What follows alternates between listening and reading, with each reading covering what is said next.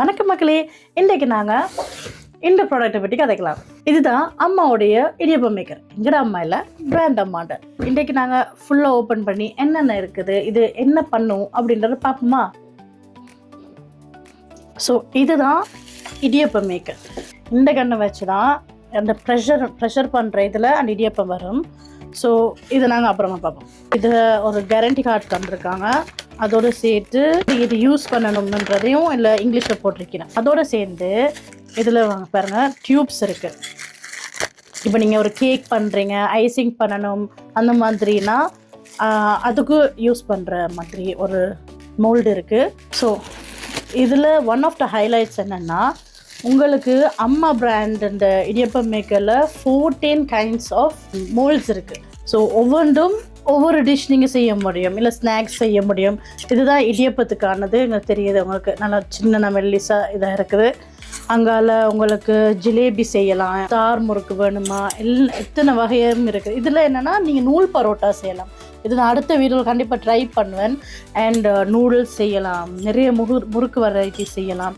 So அப்படின்னு நிறைய இருக்குது. ஏன்னா இவ்வளோ வெரைட்டிஸை வேறு எந்த பிராண்டும் நான் கேள்விப்பட்டதில்லை. அப்படி கேள்விப்பட்டீங்கன்னா நான் சொல்லுவோம்.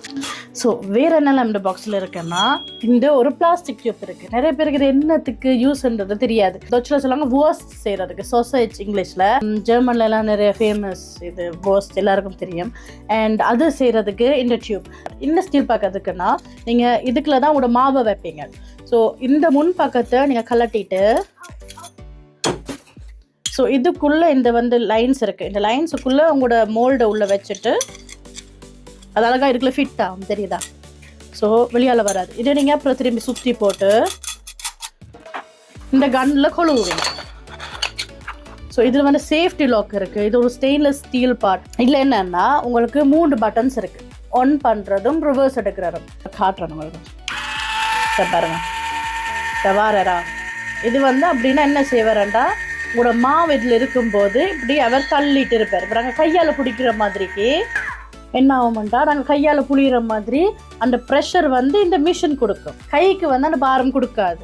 ஸோ அதால் நீங்கள் இதை பிடிச்சிக்கிட்டால் மட்டும் போதும், அவரே அந்த ப்ரெஷரை கொடுப்பார். அதால தான் இது கொஞ்சம் ஈஸியாக இருக்கும் நீங்கள் சமைக்க. இதுலேயே ஒரு 4-5 இடியப்பமோ 4-5 இதுகள் செஞ்சிட முடியும். இந்த வேணா ரொம்ப லென்த்தாக போகும்.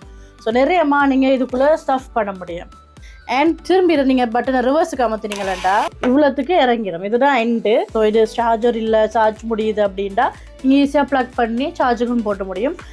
4 மணி நேரத்துக்கிட்ட பேட்டரி வேலை செய்யும். ஸோ மிஸ் பண்ணாமல் ஃபாலோ பண்ணிடுங்க. உங்களுக்கு என்ன வேணும்ன்றதே கமெண்ட்டில் போடுங்க. நீங்கள் போட்டால் தான் நான் செய்ய முடியும். ஓகேவா?